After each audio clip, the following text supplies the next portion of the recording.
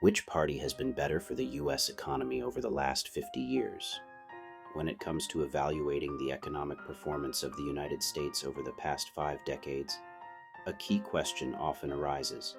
Which political party, Democrats or Republicans, has been better for the country's economy? This debate is steeped in partisan rhetoric, but a detailed look at the data over the last 50 years, from 1975 to 2025, provides a clearer picture. By examining key economic indicators such as GDP growth, job creation, unemployment rates, stock market performance, and the frequency of recessions, we can assess which party's tenure in the White House has historically correlated with stronger economic outcomes. Spoiler alert, the numbers lean heavily in favor of Democratic administrations, though the reasons behind this trend are complex and not entirely attributable to presidential policies alone. GDP growth, a tale of two parties. Gross domestic product, GDP. Growth is one of the most comprehensive measures of economic health, reflecting the total value of goods and services produced in the country. Over the past 50 years, Democratic presidents have overseen significantly higher average annual GDP growth compared to their Republican counterparts. Since World War II, a slightly broader time frame that includes the last 50 years, real GDP growth has averaged 4.23% per year under Democrats, compared to 2.36% under Republicans, a gap of 1.87 percentage points. Narrowing the focus to the last 50 years specifically, from 1975 onward, the trend holds. For instance, during Democratic administrations like those of Bill Clinton, 1993 to 2001, and Barack Obama, 2009-2017, GDP growth averaged around 3.5% and 2.1% annually, respectively, despite Obama inheriting the Great Recession. In contrast, Republican administrations, such as those of George W. Bush, 2001-2009, and Donald Trump, 2017-2021, saw average annual GDP growth of 1.7% and 1.2% respectively, with Trump's figure heavily impacted by the COVID-19 pandemic. This disparity isn't just a fluke. Over the last 5 decades, Democratic presidents have consistently presided over periods of stronger economic expansion. For example, Clinton's tenure saw robust growth fueled by the tech boom, with annual GDP growth peaking at 4.7% in 1999. Even Jimmy Carter, 1977-1981, often criticized for economic struggles, managed an average GDP growth rate of 3.2%. Outpacing many Republican terms. Republicans, meanwhile, have faced challenges like the 2008 financial crisis under Bush and the 2020 pandemic-induced contraction under Trump, where GDP shrank by 6.5% in his final year. While external factors play a role, the data suggests Democratic presidencies have historically aligned with more robust GDP growth. Job creation, Democrats outpace Republicans. Job creation is another critical metric reflecting how well the economy provides opportunities for workers. Over the last 50 years, Democratic presidents have overseen significantly higher job growth rates. Since 1975, the U.S. economy has added jobs at an average rate of 1.7% per year under Democrats, compared to 1.0% under Republicans. Looking at raw numbers from Harry Truman through Donald Trump, 1945 to 2021, encompassing the last 50 years, Democratic presidents were in office for 429 months and saw a total of 70.5 million jobs created, an average of 164,000 jobs per month. Republican presidents in office for 475 months added 29.1 million jobs, averaging just 61,000 per month. That's a monthly job creation rate 2.4 times faster under Democrats. Specific examples highlight this trend. During Clinton's 8 years, the economy added 22.9 million jobs, averaging 2.85 million per year.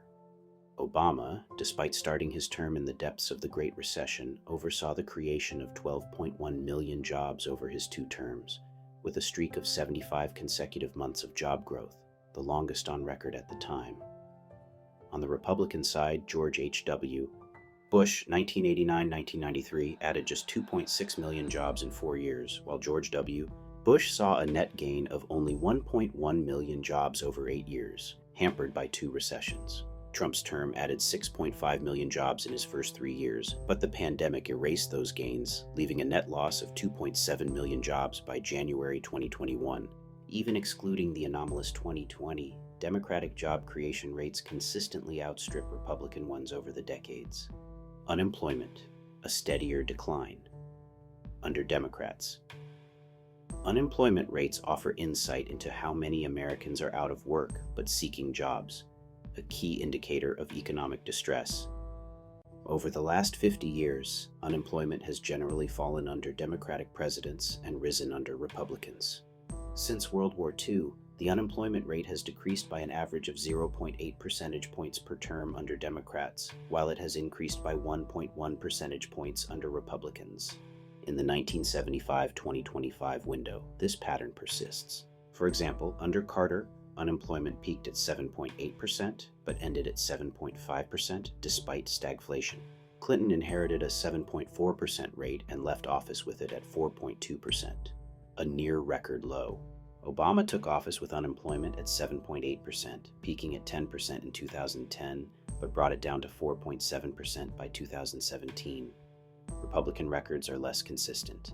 Reagan, 1981-1989, saw unemployment drop from 7.5% to 5.4%, but only after it spiked to 10.8% in 1982 during a recession. George W. Bush started with 4.2% unemployment, but it soared to 7.8% by 2009 amid the financial crisis. Trump reduced unemployment from 4.7% to a low of 3.5% in 2019, but it skyrocketed to 14.7% in 2020 due to the pandemic, ending at 6.3%. Over the long term, Democratic administrations have been more effective at lowering unemployment, often inheriting tougher conditions and still delivering improvements. Stock market returns. Democrats win big. The stock market, while not a direct measure of broad economic health, is a barometer of investor confidence and corporate performance. Over the last 50 years, the S&P 500 has delivered far higher annual returns under Democratic presidents. Since 1975, annualized S&P 500 returns have averaged 15.95% under Democrats, compared to 11.78% under Republicans.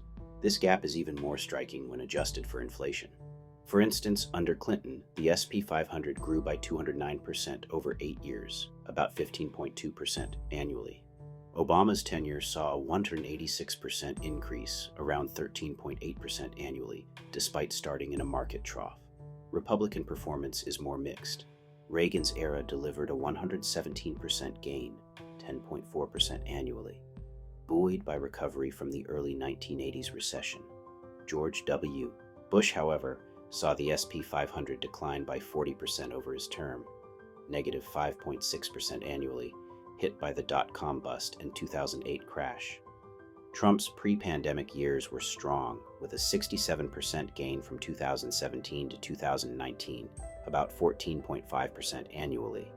But the 2020 crash reduced his full-term return to 68%, 13.8% annually.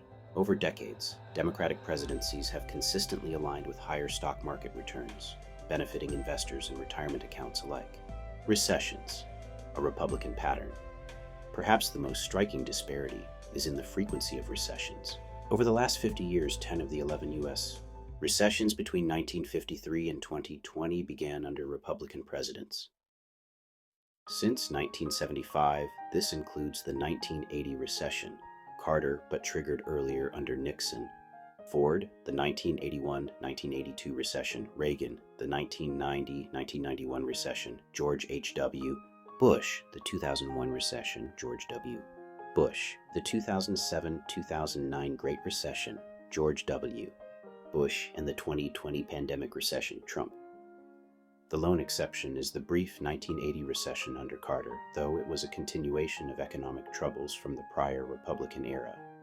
From 1949 to 2013, economists Alan Blinder and Mark Watson found the economy was in recession for 49 quarters, 41 under Republicans, 84%, and just 8 under Democrats, 16%.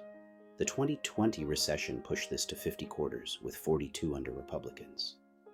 This pattern suggests Republican administrations have been more prone to economic downturns, whether due to policy choices, external shocks, or timing.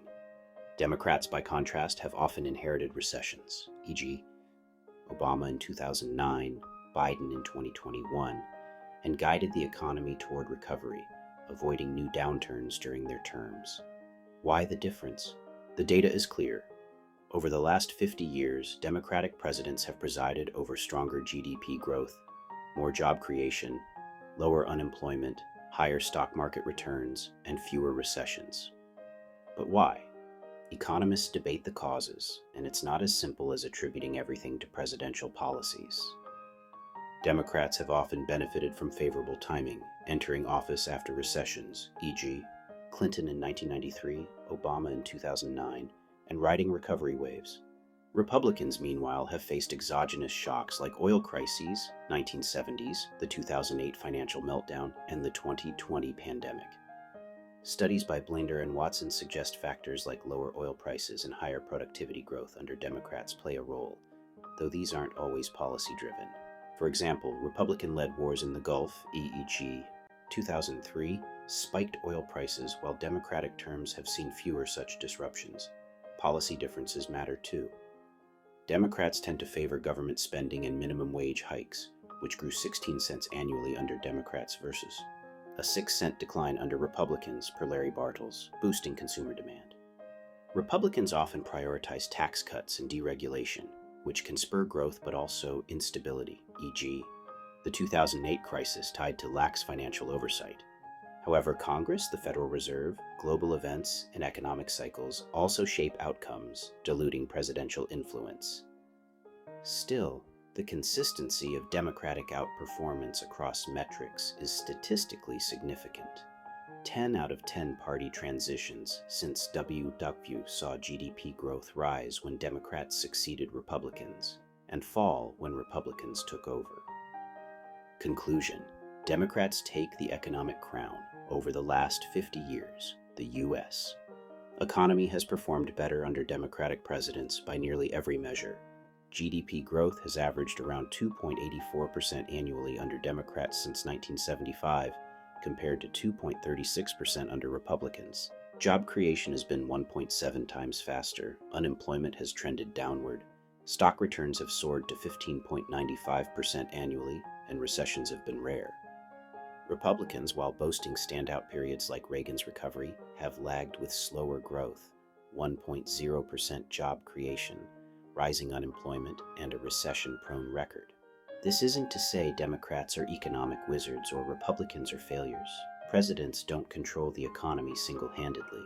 But the data, spanning March 1975 to March 2025, paints a compelling picture. Democratic administrations have historically aligned with prosperity, while Republican tenures have more often stumbled.